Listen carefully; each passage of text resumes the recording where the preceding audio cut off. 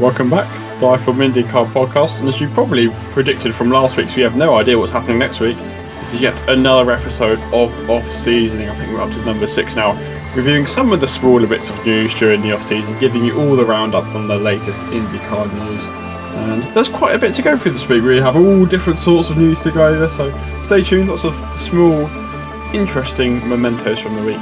So we're going to recap them all as we usually do. So let's start off with the big news of the week, which came early on in the week, which is the planned hybrid engine coming in 2024.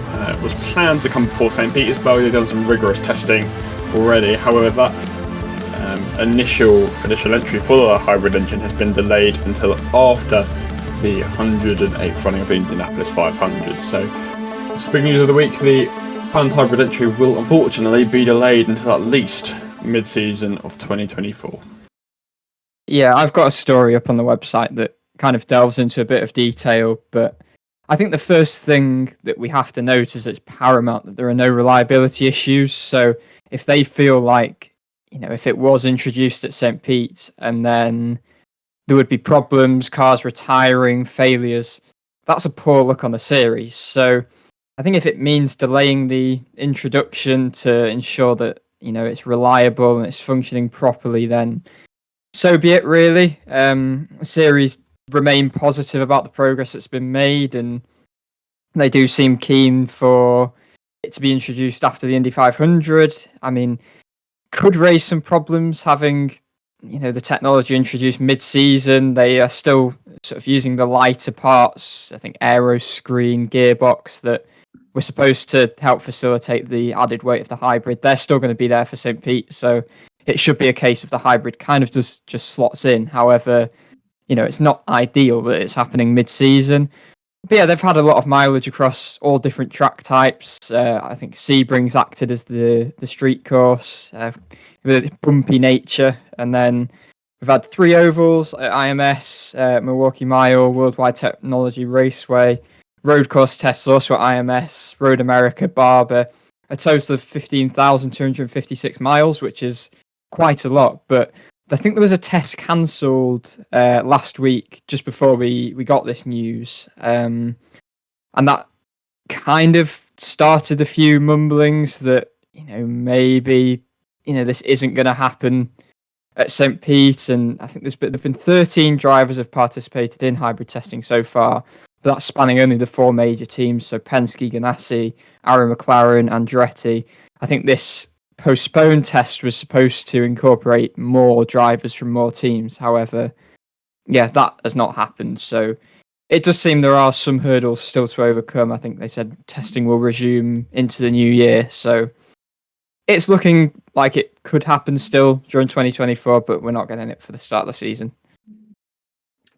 I think it's one of them things where we'd rather them be reliable and kind of like work kind of best rather than putting them in and they're not be reliable, because if that's happened then it'd cause kind of a lot of uproar. And I think just this way, it may not be what people kind of want, but this way at least it can be safe. And even if it takes like a year or 2, as long as like it's all right for drivers and as long as it's safe, I feel like that's all that really matters. You're Roger Penske for one day and one day only. You've got 3 choices. You push to get it for the start of the season at St. Petersburg, you wait until after the Indy 500 to do it, or you give it the maximum development time and bring it in for 2025. What are you doing? I think I'd give it as much development time as you can, really, because you want it to be the best it can be rather than, as I said, being a little bit unreliable. I think you want it to be working as well as it possibly can be. I was going to say the same. I think if you can get it kind of working and all right before St. Pete's, then you can use it. But I feel like if it's already gone into like halfway through the year and it's still not developed, just leave it as long as it can. I feel it's a risk bringing it in mid-season, because if it isn't up to scratch, or let's say it completely changes the nature of the car, it shouldn't do, but if it does change the nature, what happens there? What do you do if suddenly the pendulum completely swings mid-season because of this engine change? It's going to be slightly controversial, in my opinion. So maybe give it the maximum development time, build the strongest engine possible, and then come out all guns blazing in 2025 for hopefully what will be quite an exciting season. I feel bring it in mid-season I just don't feel it's quite the way to go currently. Obviously, factors might change. They might delay it further. They might realise start of the season this isn't going to be feasible. But there's only a week between the Indy 500 and Detroit, I think. So I don't know when exactly it's going to come in, but it's going to be not a rush. But I feel you've got to be careful when implementing it. Yeah, there's a bit of ambiguity at the moment. I think they said there's going to be more information released about when it, exactly will launch at a later date. Because, yeah, as you mentioned, there's quite a fast turnaround from the month of May heading into Detroit, so I'm not sure that is the best time for it to be introduced. But, yeah, I agree on everything you said, really, that it could be pretty problematic coming in mid-season. It could cause some changes in terms of performance as well, because at the end of the day, this hybrid technology is going to make things different. I think maybe it's worth just delving a little bit into it. There's going to be more of an ERS system rather than push to pass, which, unlike push to pass, which is time limited, you're only allowed it for a particular amount of time for each race.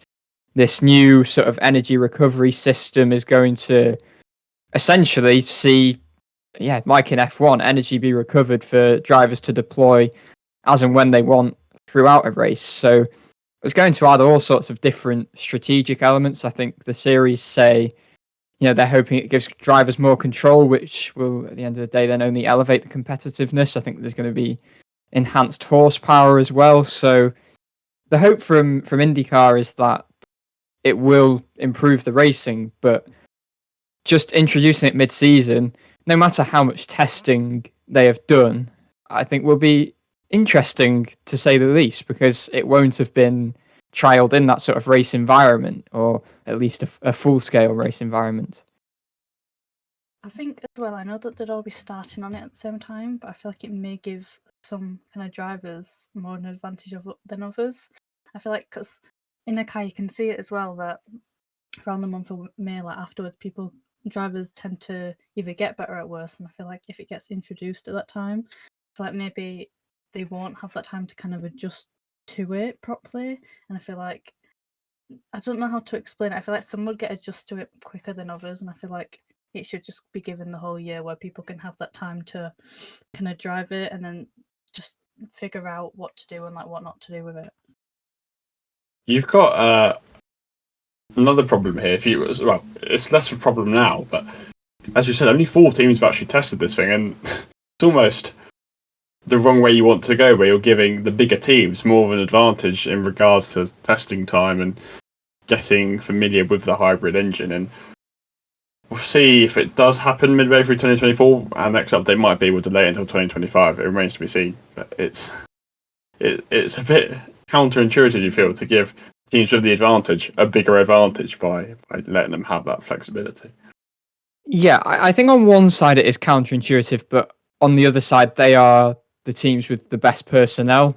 That's how it is. That's why they are largely. Obviously, they have the budgets to, get the best people on board, and I guess that's why they are the teams that are testing. They have the best drivers. They have the best people to be, at the end of the day, helping to introduce this hybrid system. So, yeah, I think it makes sense, but at the same time, I think it is problematic that other teams have not yet had the chance to test, and that is probably, I would guess, without being informed on this, that it is a big part into the decision as to why it has been delayed, because other teams haven't had that testing time yet. So, yeah, I think it doesn't feel right that teams that already have an advantage have kind of been given more of an advantage. However, from the standpoint of them having the best personnel, the best drivers, I think it does make sense. Let's stick with an engine theme going on to our next point, which was a report that Honda might consider pulling out in 2026 if costs keep on rising, which, let's be honest, that's a big concern with only 2 engine manufacturers. And if Honda pull out, and they obviously do, they support teams like Ganassi, like Andretti, like Rahal, that's going to be a big loss for IndyCar. It's going to put them in a right mess if Honda leave. Obviously, it's a bit a bit speculative. It's kind of a statement which just says, "Oh, we might have to pull out if costs come in rising." But nonetheless, it's sort of a warning alarm for IndyCar to watch out for. It's a huge concern. I mean, as you said, it's one of only two manufacturers. If you then lose one, it could be detrimental to the series, essentially. I think there has been talk in recent times about a third engine manufacturer. I think, was it Toyota possibly?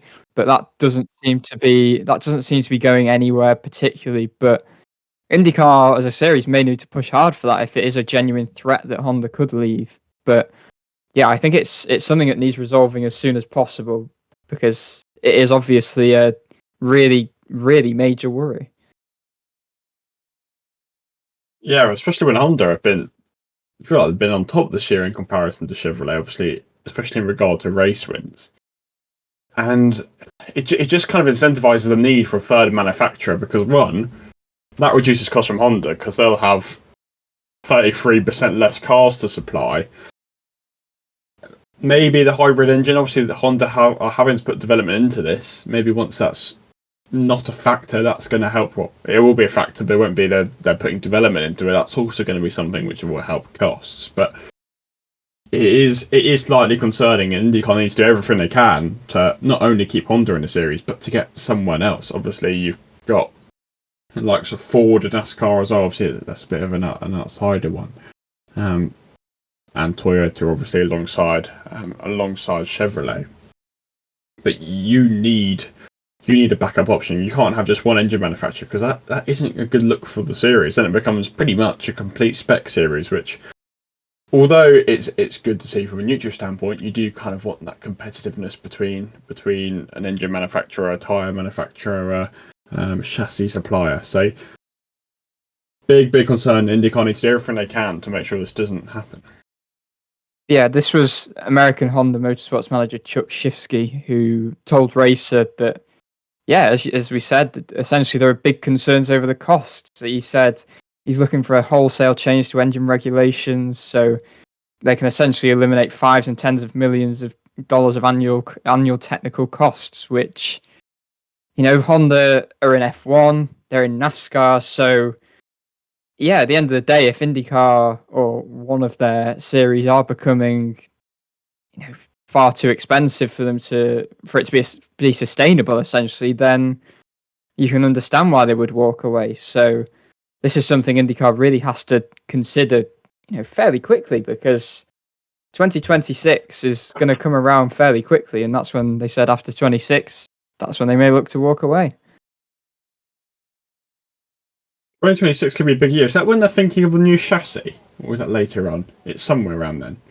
Yeah, possibly somewhere around then. I'm not sure. Somewhere around then. But 2026 could be a big year. And obviously you've got the F1 changes then as well, which Honda obviously rejoining forces with Aston Martin in 2026. So that's going to be their priority, and understandably so. Not only that, they're in MotoGP as well, and struggling in MotoGP, so the focus has got to go back to that as well. Honda are a big brand, and they've got a lot of interest, and is IndyCar going to be at the top of their priority list? Maybe not in 2026. IndyCar needs to do everything they can to get this extra manufacturer in, and let's hope for the series they do. Obviously, we're looking at least 3 years down the line. But if it's a concern now, IndyCar have got to start acting upon it now, I think. Of course, because as we've said, it impacts some of the major teams: Andretti, Ganassi, Rahal, three of the teams that are front runners or have ambitions and the potential to become front runners. So it would be, the word I used before, detrimental, quite possibly. Let's kind of stick with our theme of cars and engines and change towards that, because Pato O'Ward was one this week who said IndyCar desperately needs a new chassis. Obviously, they've had the Dallara DW12 since 2012. Yes, that's changed significantly. It is almost a complete different car, but fundamentally that package is exactly the same. And you can kind of see, I'm trying to find O'Ward's exact quote, but as I said, they've been there for a while. And last significant update being in 2018, being the Universal Aero kit. And I will say it's annoying that this new era of engine isn't coming with a new car because we desperately need it. We desperately need a new car before we need a new engine, in my opinion. But I really think that IndyCar is in a position where we got to evolve and we got to take a big step. We can't take baby steps. Look at IMSA, those new LMDH cars, they're badass. Their engines turns off halfway through pit lane, you look at them and you see your technology and it's freaking cool. You see these F1 cars and everything that goes into them, there's not one person that doesn't come here then says everybody forgets about the racing and just like, bleep, this is so cool. So if I was on a charge, my goal would be, you want people to be saying, bleep, have you seen these new Indy cars? So what do you think on Pato's point? I think because they are now so far down the line with hybrid, I think at the end of the day, where their focus should be on one thing. I think it's possibly slightly unrealistic as much as it, might be necessary and should be necessary to get a new chassis in the coming years to kind of go with the hybrid. But I think for IndyCar to focus on a new chassis and the hybrid engine at once would probably not have been feasible. But I certainly kind of agree with him that getting a new chassis could be something that, as much as the racing product at the moment is absolutely fantastic and there isn't necessarily a major need for change, but it could, as Pato said, be something that gets more people into the series. If, like he mentioned with IMSA, there's some cool new developments. So yeah, it's an interesting one because the racing as it is at the moment it doesn't necessarily make you think, oh, we need a new chassis, but I think over time it is something that will be necessary. So yeah, I certainly can see where he's coming from. I agree with that. I think it would be nice to kind of have a new chassis. I can't say that word for some reason, sorry.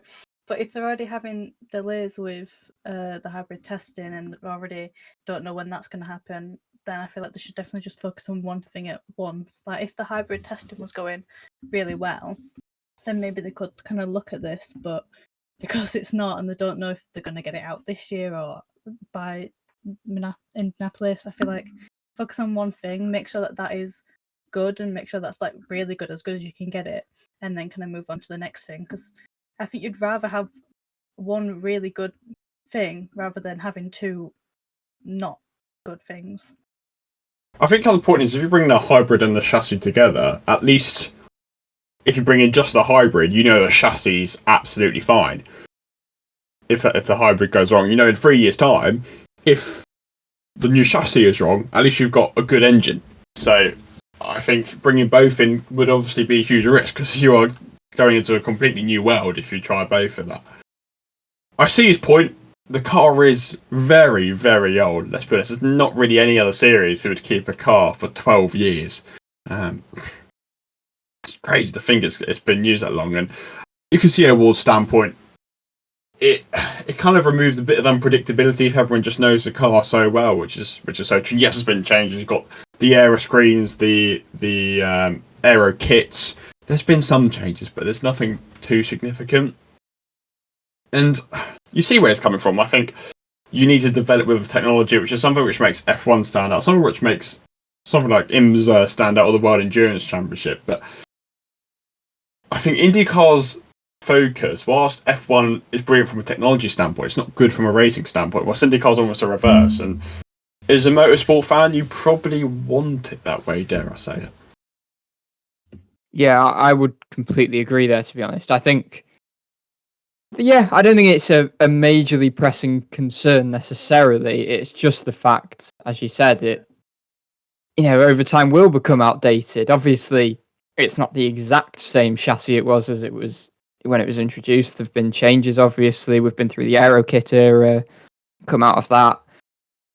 It's not something when you watch race by race, you don't think, oh, well, we could do with a new chassis. Maybe it's different for people, at the end of the day, who've been watching the series for longer than we have. But yeah, I think there are probably other things first, but it's definitely something they should be looking at in the coming years. It's something on their list, I think, but it's they've got other things to sort out first, like a hybrid engine. before they get round to chassis changes. But long term, I think it's something they should look at. Cool. Well, I think that's going to be enough of us boring EVE engines and chassis and all sorts of things. Let's get into the proper DIVEBOMB IndyCar Podcast off-seasoning content. And let's go to Conor Daly. Our resident Conor Daly updater. You can bring us the latest. Yes, so, Conor, as he is very transparent on his podcast, and that's why if he isn't in IndyCar full-time, which it absolutely doesn't look like he will be, not actively pursuing those opportunities anymore, that's why he's a big miss, because, he will tell people how it is, he'll give insights into the series, say how, he's so passionate about the series, he will be full of ideas of how it will improve. But yeah, on this week's edition of Conor being transparent and telling us how it is, he has said quite positively that he will be trying to qualify for the Indy 500 this year. So that does pretty much guarantee he is going to be in a seat. He will be there on qualifying day. He will be a feature during the month of May, which is brilliant. Obviously, Indiana's own, obviously grew up close to the track. So yeah, fantastic news. I mean, the Indy 500 without Conor just wouldn't quite seem right, given he is someone who often does end up running towards the front. So I think the speculation is that will be with Dreyer and Reinbold, and there's quite a possibility. I think the second seat there goes to Ryan Hunter-Reay, who incidentally took Conor's seat at ECR. So that would leave Stefan Wilson searching for another opportunity, which I think he deserves after, the unfortunate injury sustained last year. But it looks like it possibly won't happen at Dreyer and Reinbold, because I don't see them running three cars. So I can't remember where exactly I saw that Hunter-Reay would be in the second, but he was obviously with the team last year. So it's, if Daly is indeed with Dreyer and Reinbold, then it's kind of a toss-up between Hunter-Reay and Wilson. And if they want kind of the biggest prospect of winning the race in some unlikely circumstance, then I think Hunter-Reay is probably the one I would go with. But it would be harsh on Wilson if he isn't racing, and I hope he does get a seat somewhere. Yeah, Hunter-Reay didn't do too badly last year. I think he finished 11th, if I remember correctly. Might be wrong, but he didn't do too badly last year. Yeah, something like that. I think he was quite unhappy actually with his performance, but it was a strong run. And for a team that do always seem to show up despite being a kind of one-off team, they always seem to, bring a decent car. I think we must have predicted Daly to DNR about 4 months ago, so that was pretty impressive. So yeah, I'm. She said it's not the Indy 500 like Conor Daly. Bit disappointed didn't need a lap this year, because that's almost Indy 500 culture when Conor Daly leads 2 laps every year. But great to see him back, hopefully, once it's should be formally announced. I think there was a rumor, a small one, a couple months ago, where they were going to run. Sorry, DNR were going to run.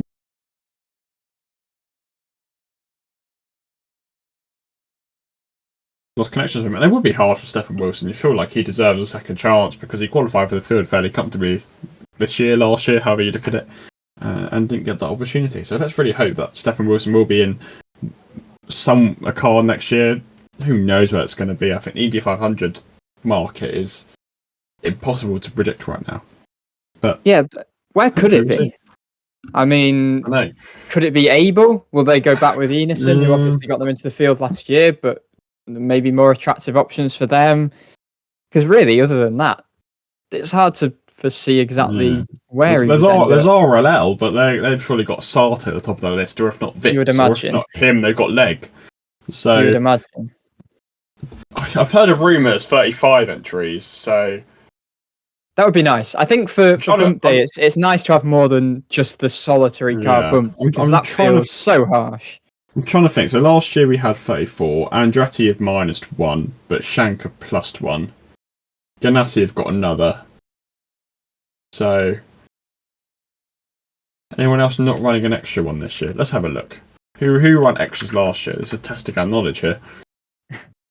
So the thing is, anyone could end up running an extra car at the end of the day. You never know what could happen at Foyt if they look at their performance last year and think, well, third car could give us an even greater chance of doing something pretty special. So yeah, it's just hard to really judge what can happen. The Indy 500 market can be pretty wild.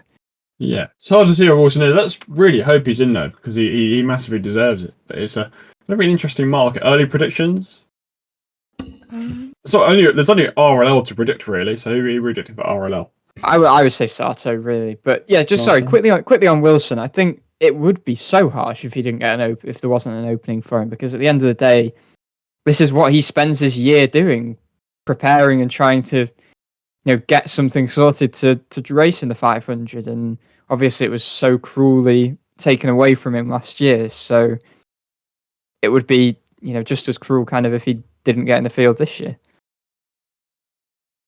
Yeah, the problem is, as we said, the spaces aren't there.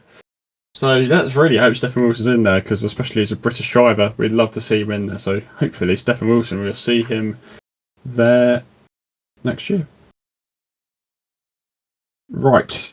Smaller bits of news. Proper off-season content. Meyer Shank have announced their numbers, and they have gone for a bold change. Rosa Gris takes the 60 of Simon Pagenaud. Helio keeps the number 6 for the Indy 500, and Blomqvist has gone for the 66, which is exactly what Canaan used last year at Arrow McLaren. Do we know the significance of the number 6 with Meyer Shank Racing? Because it is just 6s all over the place, isn't it? Well, it started off with one car, which is a 60, and then they just made this really annoying decision to take the 06. What were they thinking? Really random. Although, to be fair though, the 06 came before the 6, I think I'm right in saying. So maybe McLaren were letting us down by getting Rosenqvist in the 6. Yeah, it's really interesting though that they go for the 06 and not just the 6, because it's not very. It doesn't really coordinate. I guess it reverses with the 60. Is my only theory. Yeah, well, yeah, that will be it. But I'm surprised the series kind of sanctioned that. Horrible. But it'd be so hard to tell the cars apart if you just look at the numbers, because you see a 6. If it's like zooming by, you're gonna be like, oh, which and one on the is it? entry list, it also just looks horrible because like the 06 doesn't really fit in anywhere. So yeah, does it go before 6 or does it go after 6? And it kind of like gets stuck in the middle of the McLaren train. and then obviously they just gone for the 6. There's no other options. They kind of had to go for the 66. Maybe the 00 if they did bring a 4th car. The 00. Goodness. 00. That would be ever so slightly confusing. Here's a 00 car of who am Meyer Shank going to sign? I don't know. Jack Harvey. Sorry. Is it a team choice for the numbers? Is it like a driver's choice? No, I don't know. I think it's like we discussed this really early on before. I think the teams own the rights to the numbers. I think I'm correct in saying. I might be wrong. I think it is a team. I think it is. It does seem like it's a team thing, because the driver doesn't really come in and suddenly take their number. It does seem like the team kind of, as you said, have the rights to particular numbers. Yeah, but yeah. Team numbers are just so weird. Like Rahul's intervals are 15, Meyer Shank's obsession with the number 6. To be fair, most other teams do it in alphabetical order, like Andretti, like Hunkos, McLaren, Ganassi. They're all quite formal. And Ed Carpenter. But then you've got Foyt, who, well, last year, does anyone remember why they changed it last year?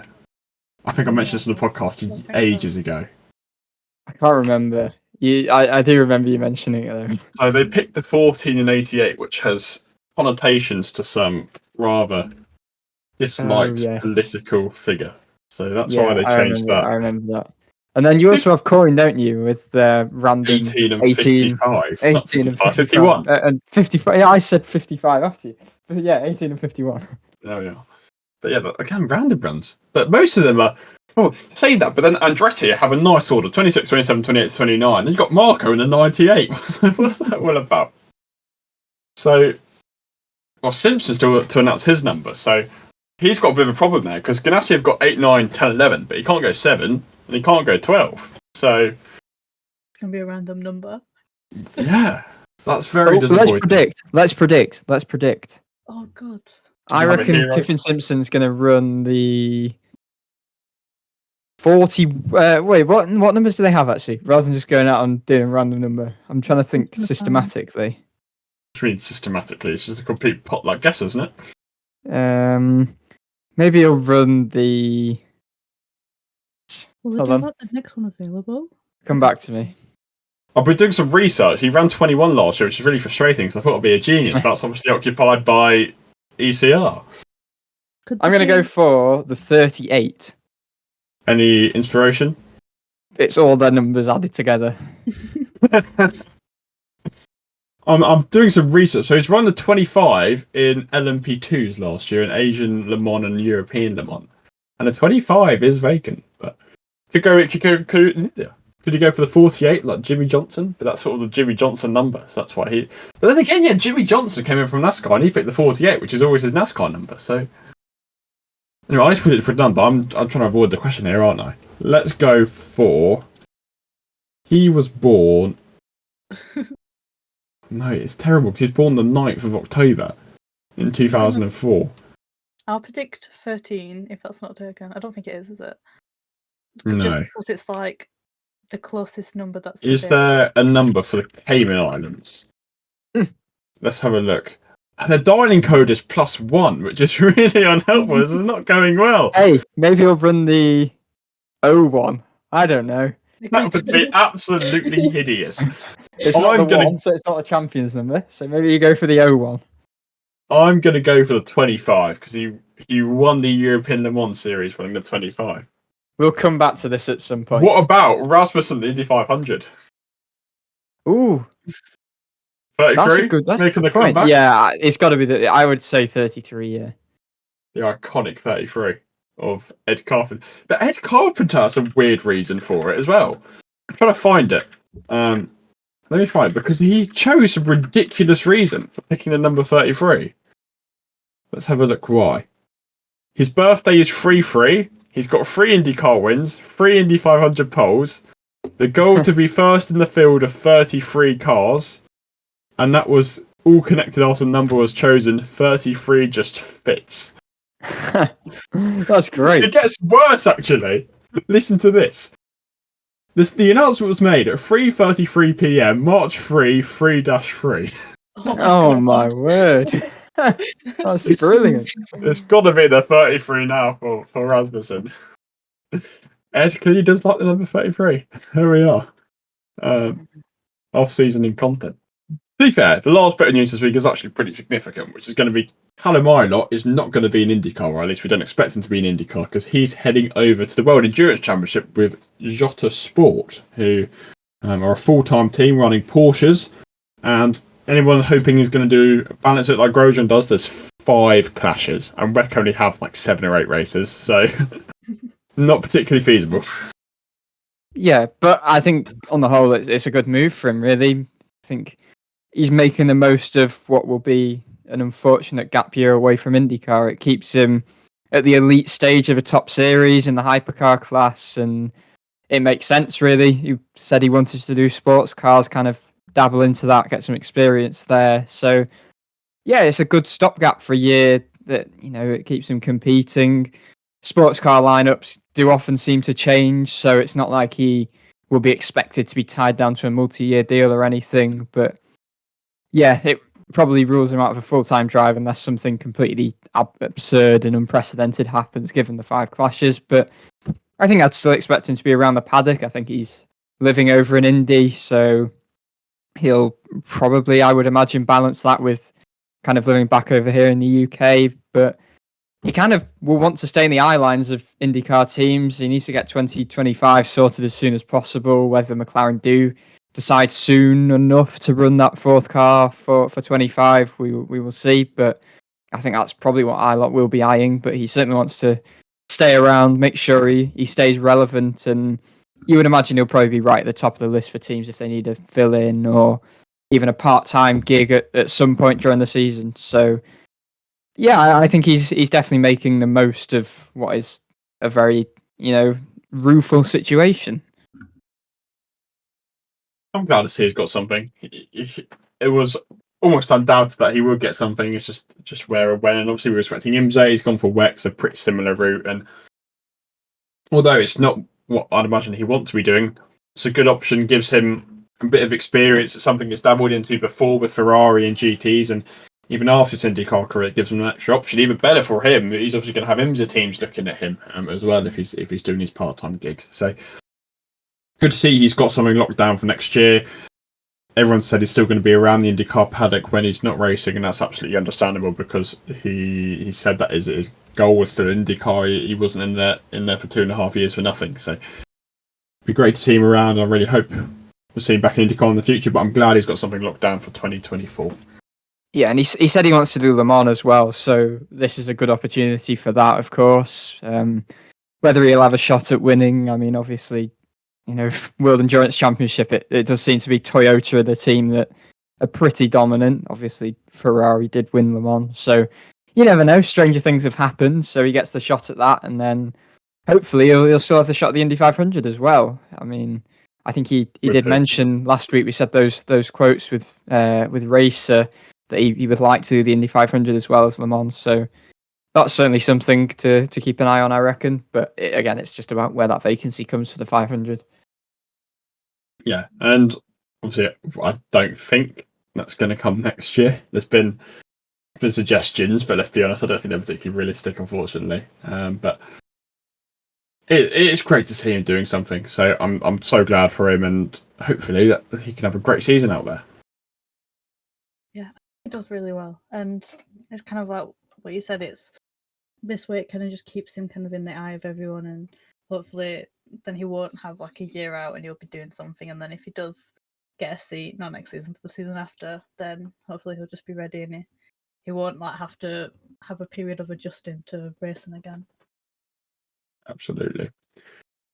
So, fun fact for the listeners of the DIVEBOMB IndyCar Podcast: the Jota factory is about 5 minutes from my house. So if anyone here is in contact with Callum Ilott, please get in contact with DIVEBOMB and we will arrange something for him to come on the podcast. I will walk over to the factory 5 minutes from my house, a strenuous walk, as you can probably imagine, to find Callum Ilott. So any listeners of the podcast who are in contact with Callum Ilott, sort me out and we'll have a meet up on the podcast. So a little fun fact for you. I've also leaked where I live to the whole podcast, but there you are. If you're really interested, search it up. Before we get on to our last segment, there's some live news, not major news, but Chip Ganassi Racing have just posted a video reel type thing on Instagram saying it's basically a message conversation with Alex Palou saying, "Are you ready for the big announcement tomorrow? See you at 9 a.m." which I can only assume is 9 a.m. Eastern time, which will be 1 hour after the podcast comes out. Said message delivered 12th of the 12th, 23. So I think that could be an announcement about DHL, possibly. Yes. That's what people seem to be speculating. Palou never really got confirmed, did he?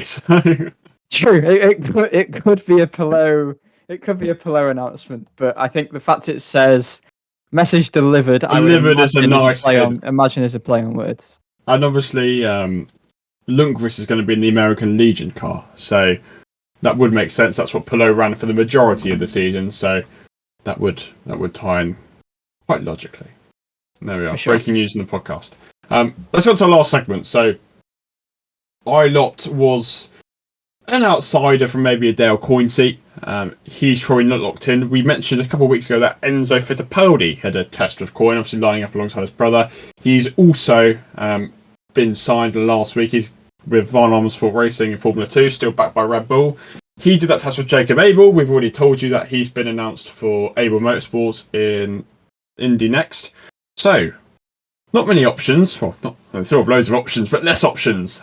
So, me and Archie, about 1 hour before this podcast was released, have written an article on the website assessing some of the options. So we went over Theo Pourchaire, we'll get to that one in a minute, Daniel Frost, Zero Rob, Devlin DiFrancesco, and a couple more. Hunter McElrea, Jack Harvey. There we are. So that's 6 contenders for that Coyne seat. So have a quick discussion about that on the podcast. So I said in my piece that I'd go for Frost and Rob. You said Rob and Harvey, didn't you? Harvey, yeah. I mean, Harvey is purely, I've included him in there just because he is someone who's free. I would imagine he probably is a thought, but I'm not sure about whether Harvey brings budget or not. I think the hope from Coyne will be that Rob is supposed to have built up a massive budget. So if that could cover 2 seats and then they could bring in a driver who didn't have to then pay for their seat, essentially, that would probably be ideal. I think we both went for Rob, didn't we? I think it's just important, and I see it as really important that, barring something catastrophic happening in the first season, that rookies should really have a couple of seasons and then they can be properly judged after a second season. If they have a really poor sophomore season, that's when I feel like it's a better time to part company. I think after 1 season,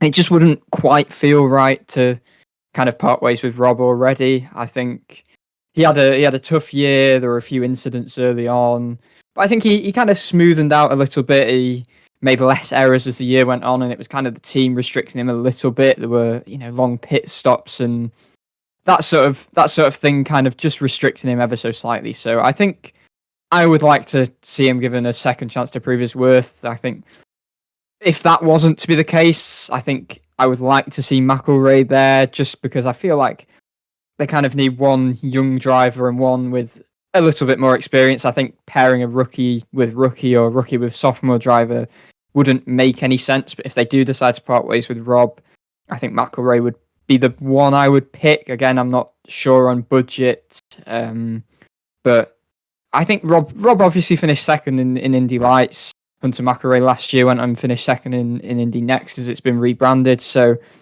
I think it would only be fair if they let the 2022 second place finisher have another year just to prove himself, and then maybe next year they would look for another young driver if Rob doesn't necessarily succeed. But yeah, I went for Harvey as the second option simply because, he's experienced and he kind of be that complementary option to a younger driver that just helps to balance out a bit with youth and experience. And obviously Harvey's tasted success in the series, and I think one thing I've said is that sometimes things just don't work out at teams, whether it's the principles of setups or just the dynamics within the team. And I would like to think that's possibly what happened with Harvey at RLL. Not saying he didn't have a good relationship with anyone, it just simply wasn't an environment that maybe suited him, or a car that suited him, for instance. I think you look back at the time he had at Meyer Shank Racing as a one-car operation, he really spearheaded that team and drove them forward. So I think he has the ability to really lead a team and has the ability to, show a lot more than he did during his time at RLL. So I'd like to see Harvey given a second chance, if remotely feasible, but he's not someone's name I've really heard that much. So it's probably a long shot. Yeah, but I feel Harvey deserves another chance. I don't think, like you said, his RLL time didn't really seem representative of what he was, because he was, I won't say one of the biggest upcoming talents, but in Shank he kind of outperformed a small car operation. It was a one-car team under Harvey, and he kind of helped the team grow massively. And the RLL move didn't work out, and for whatever reason, it's hard to put a finger on it. But you hope he gets another chance. I can't say it's unlikely. Sorry, I can't say it's likely, but I hope to see him somewhere. I think you said there was a rumor kicking around that Rob might move to the 18. I think a while ago, which I think would be fair. That team's operationally better. Obviously, we saw Malukas shone at times. Yes, I don't think Rob's quite on the level that David Malukas has been, but it's going to be a step up in his career, and it's going to be someone who can rely on a bit more. The 51's great for a learning seat for someone to find their feet in the series, and then maybe the 18 is for that bit more experienced driver, the one who's got the season under their belt to give them the time to grow. And Rob, there was a rumour that he had amassed something like an 8-figure budget, so he's got some backing behind him. Then the other one, you look at Harvey, and he could be a good experienced option, but my perspective was, I think if you're Coyne and you're where you are, you really want to take a bit of a risk. I don't think Harvey's ambitious enough for them, and why not take a risk? Or, as I said, take someone like Frost, one he brings in a great amount of budget. And there was a quote around saying, look in the article for specifics, but Frost was the best driver that the Dale Coyne manager had seen on day one. And they've seen Romain Grosjean. They've seen someone else who's absolutely lost my mind. Can't remember who. Malukas, obviously. So they've seen some good drivers in the last couple of years. Pelot, Yeah, absolutely. So, by no means is that something to play down. So, Frost was really rumoured a couple of months ago. He's died down a bit, but I think if he's got that hype as well as the budget, you might as well take a risk for him. Because if it doesn't work out, look, you're probably going to get rid of either him or Rob, and by 2025 you can put someone else in there. And it's hard to say because it's a hard decision. And Quad have been known to make left field choices like Pinot, like Grosjean, like Fittipaldi, but it's a hard decision. I think Pourchaire was on, which we looked at quite interestingly, but he looks increasingly likely to go to Japan, and I think Pourchaire would be good, but I don't think IndyCar is his goal. His goal is still Formula One, and Super Formula is kind of a nice gap between F2 and F1, like Liam Lawson's done. But I don't think IndyCar's as representative of Formula One as Super Formula is. So I think, although I'd love to see Pourchaire, but neither for him or Coyne, I don't think that's a particularly good option. Yeah, I think one thing that I think we've mentioned a bit is that teams are going to be looking for multi-year deals and looking kind of longer term. If you look at two guys like, even if you go with Rob and Frost, they could both have a good season, and then you're locked in for a couple of years, a couple more years. But you get someone like Pourchaire, it's almost guaranteed to be a single year because, yeah, he does have, at the end of the day, Formula One aspirations. Unfortunately for IndyCar, because it would be a phenomenal addition to the grid, but it would be a stopgap. It would be a short-term deal, and for a team that probably wants a little bit of stability and they're looking for continuity, I don't think that's feasible. And yeah, I mean, Pourchaire, I think, mentioned that it's something that he'd kind of be a bit attracted to, but Super Formula does seem to be that kind of pathway to F1, and I think right now it doesn't seem like, as much as we'd like to see Pourchaire make that step to IndyCar, it doesn't seem like it's something that's particularly feasible, really. I think the last one we need to address really is Devlin DeFrancesco as well, who, kind of like Frost, is another one who kind of seemed to have his name mentioned an awful lot, sort of in the initial stages in silly season. For a while, I think our predictions would have been DeFrancesco lining up alongside Frost, but obviously there's now the prospect of Rob possibly returning. And I think if you're looking for someone that's a slightly more experienced head, and it was a toss-up between DeFrancesco and Harvey, I would probably go for Harvey. But the only thing is, DeFrancesco will have a budget. I mean, you see all the sponsors he had when he was at Andretti. He made the step up to IndyCar, possibly slightly prematurely after only a single year in Indy Lights. I mean, he finished a respectable 6th place in the standings in that rookie season in Indy Lights. So he's clearly a talented driver, but I think he was maybe fast-tracked a bit to IndyCar.